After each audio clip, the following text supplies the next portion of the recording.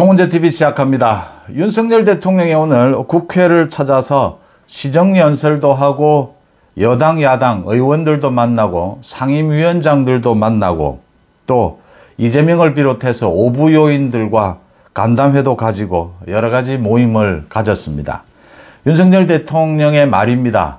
오늘처럼 취임한 이후에 오늘처럼 기쁜 날이 없었다. 이렇게 많은 국회의원들과 대화를 나누는 적이 없었다. 라고 했고, 시정연설에서는 민생입니다. 민생을 위해서, 물가 안정을 위해서 모든 노력을 다하겠다.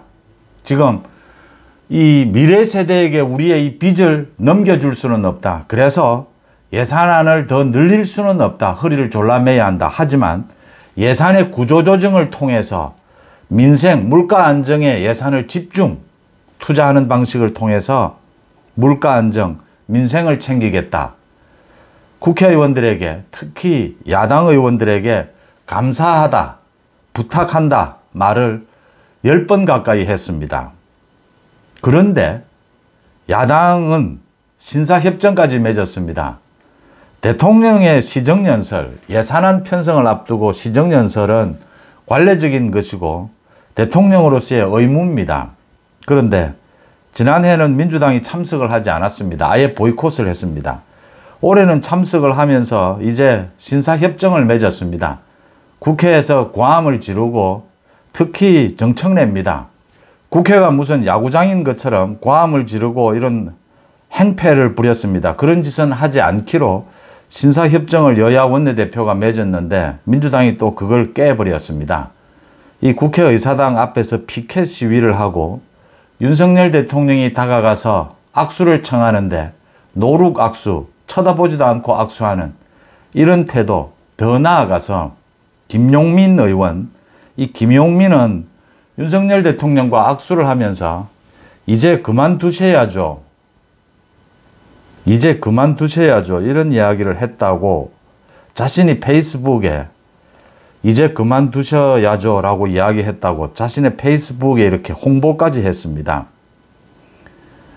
이건 양아치라고 봐야 합니다. 이건 쓰레기 같은 행동입니다.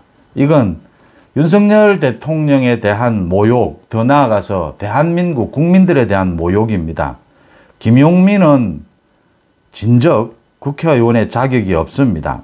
또 용산에서는 70대가 흉기를 휘둘러서 대통령실 앞에서 그 대통령실 앞에 경비를 서고 있는 이 경찰들이 2명이 상처를 입는 이런 일이 발생을 했습니다. 또 인요한 혁신위원장에 대해서 지난번에 이태원 참사 그 추도식에서 인요한과 혁신위원들에 대해서 정치 테러입니다. 감금을 하고 욕설을 하고 물건을 집어 던지고 이런 행패를 부렸습니다. 이게 이재명이 계산한 것일까? 아닙니다. 이재명은 오늘 윤석열 대통령과 2번 악수를 했습니다. 윤석열 대통령이 국회를 찾았을 때 이재명과 악수를 하게 됐고 간담회에서 또 시정연설을 마치고 난 다음에도 윤석열 대통령이 이재명에게 또 야당에게 고개를 숙이면서 악수를 청했고 이재명과 악수를 했습니다. 이재명은 지금 윤석열 대통령과의 면담을 요청하고 있고 아마 여야 대표 이 3자 회동은 이루어지지 않을까 이렇게 보입니다. 윤석열 대통령이 국정운영 기조, 원칙 이외에는 모든 걸 바꾸겠다라는 모습을 보였습니다. 그런데 이재명은 지금 통제가 안 되는 겁니다. 민주당이 의원들이 김용민을 비롯해서 이런 양아치 같은 짓을 하고 이렇게 하는 것은 이재명이 의도한 바가 아닙니다. 이재명은 의연하게 민주당을 통제하면서 자신의 사법 리스크가 굉장히 약해진 것처럼 민생을 챙기고 윤석열 정부와 언제든지 협치할 수 있는 것처럼 이런 모습을 보여야 하는데 민주당이 사실 엉망진창인 모습을 보인 겁니다.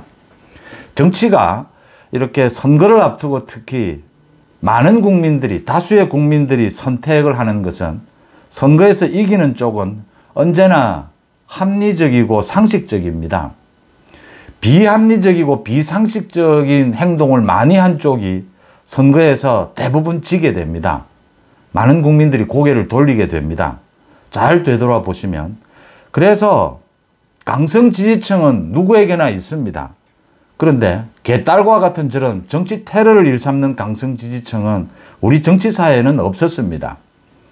누가 더 강성 지지층에 휘둘리는가? 어느 쪽이 더 폭행을 일삼는가? 폭언을 일삼는가? 어느 쪽이 더 양아치 같은 짓을 하게 되는가?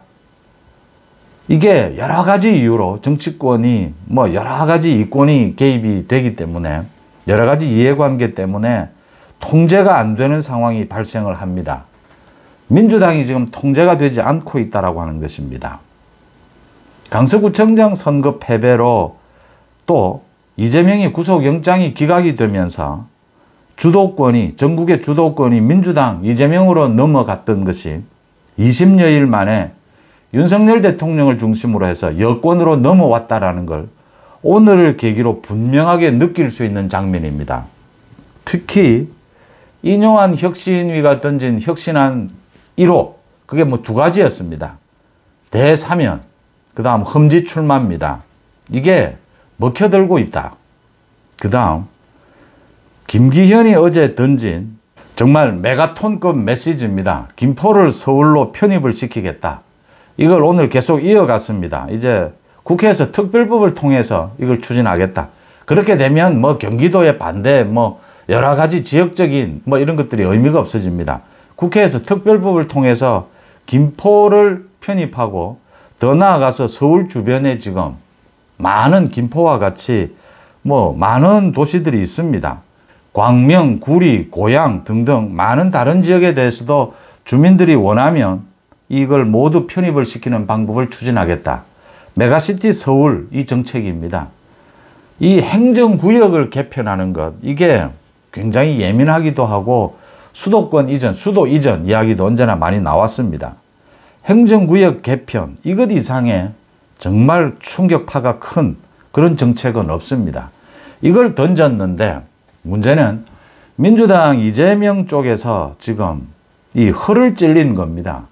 이게 1년 전부터 김포 부분은 1년 전부터 추진이 되던 것이었는데 이 국민의힘 시장이 당선이 되면서 메가시티 서울은 오세훈의 브랜드죠. 오세훈이 계속 주장을 하는 부분입니다.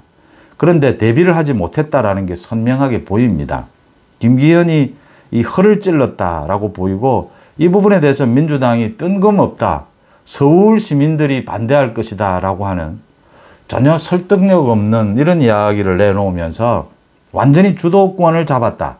국민의힘과 지금 대통령실, 윤석열 대통령과 인요한 혁신위, 김기현 대표가 다시 여권이 다시 전국의 주도권을 완전히 장악했다라고 읽히는 대목입니다. 지금 한겨레를 비롯해서 이 좌파 언론들의 반응을 보면 이 밑도 끝도 없는 그런 비판 기사를 씁니다. 그러니까 인요한 혁신위에 대해서 지금 국민의힘에서 엄청나게 반발이 일어나고 있어서 인요한 혁신위는 곧 무너진다. 김기현은 곧 쫓겨난다. 당대표 사퇴할 것이다. 이 국민의힘은 이제 지도체제가 완전히 붕괴될 것이다. 또 대통령실 윤석열 대통령도 국정 운영의 기조를 완전히 바꿀 수밖에 없을 것이다. 이런 이야기들 계속 흠집내기를 합니다. 이걸 역으로 보면 그만큼 주도권이 다시 이동이 됐다라는 걸 의미를 합니다. 그러니까 좌파 언론들이 괜한 흠집내기를 하는 것은 그만큼 민주당 쪽에 위기가 왔다라는 것을 의미하기도 합니다. 이 하나하나 짚어보겠습니다.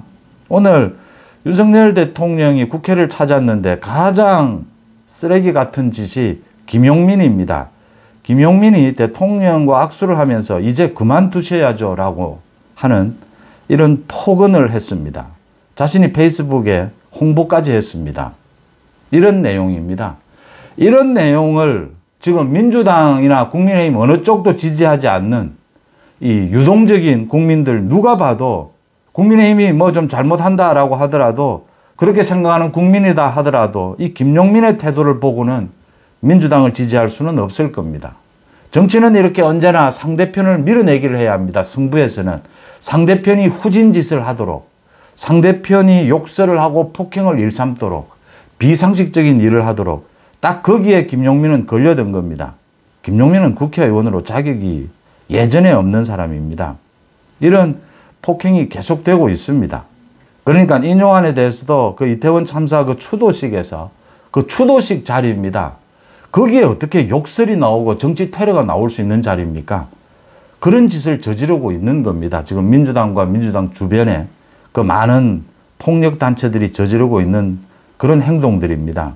또 오늘 오후였습니다. 대통령실 앞에서 70대입니다. 이 70대가 계속 윤석열 정부 퇴진을 요구하는 그런 집회에 참석한 사람으로 현재 추정이 되고 있습니다. 흉기를 휘둘러서 이를 제압하던 경찰이 상처를 입었습니다. 경찰 2명이 지금 부상을 입어서 치료에 들어갔습니다. 민주당 주변에서는 언제나 이렇게 폭언과 폭행, 이런 쓰레기 같은 짓거리들이 일어나고 있다라고 하는 장면입니다. 윤석열 대통령은 오늘 시정연설에서 민생을 강조한 다음에 민주당 의원들 일일이 찾아가서 악수를 했습니다.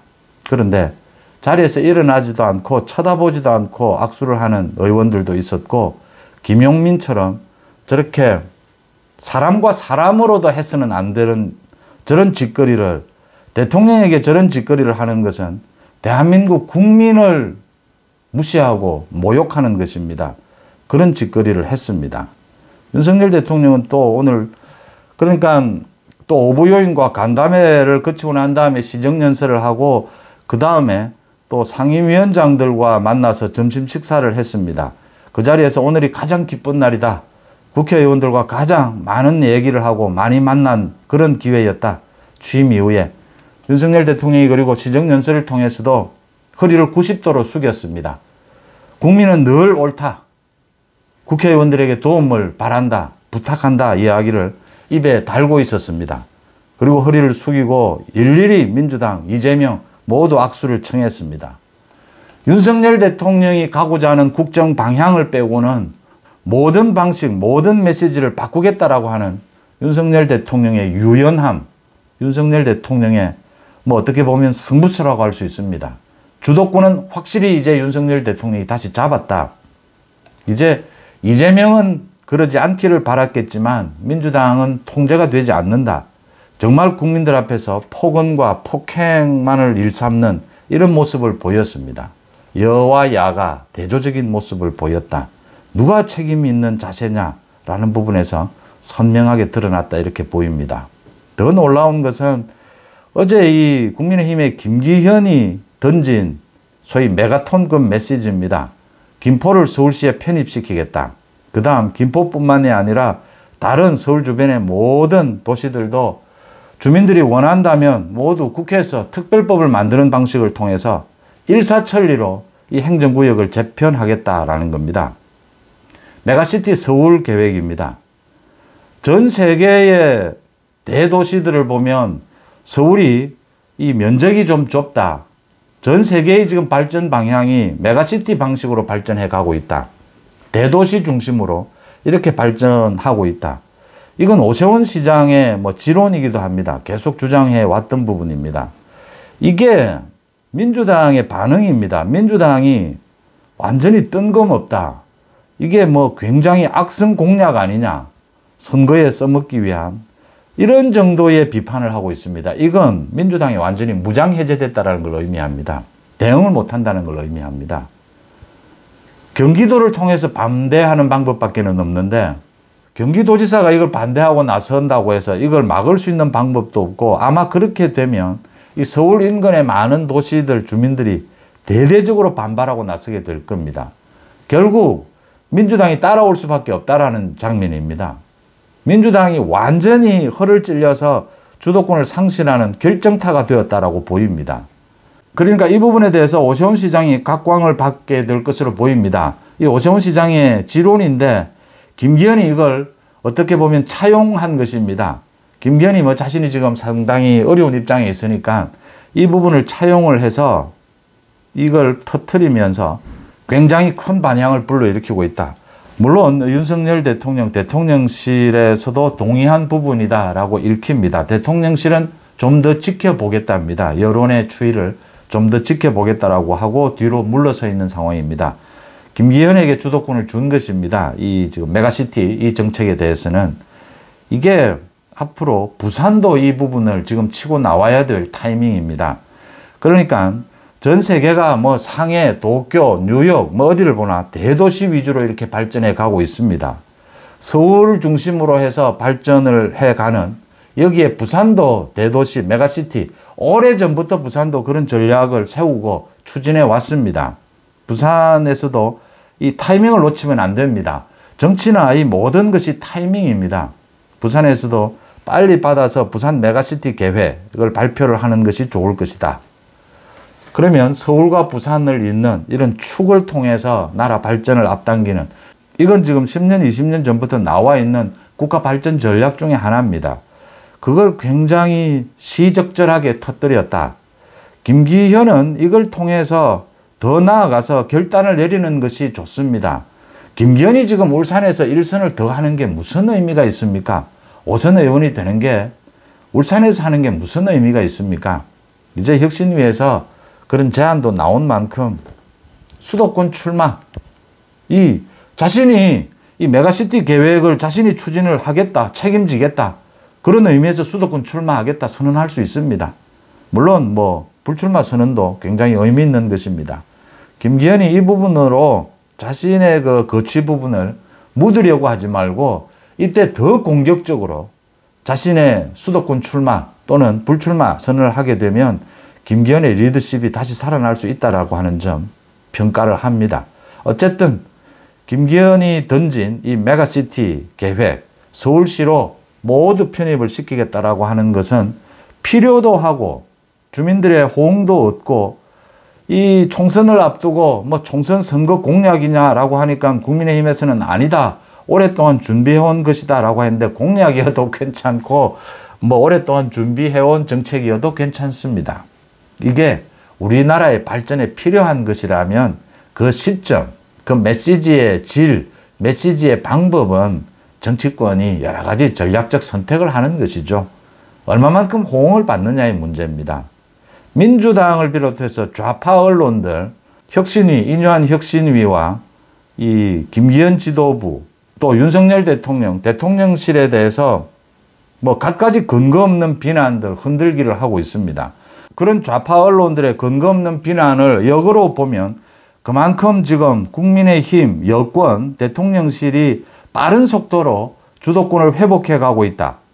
이재명과 민주당이 뭐 강서구청장 선거에서 이겼다, 이재명이 구속영장이 기각됐다라고 해서 굉장히 분위기가 상승되는 이런 모양새였는데 그게 급속하게 꺼지고 있다. 여권이 주도권을 되찾고 있는 오늘 선명한 모습을 국회에서 보여줬다, 이렇게 평가가 됩니다. 여러분들은 어떻게 보셨습니까? 송은재TV 마칩니다. 고맙습니다.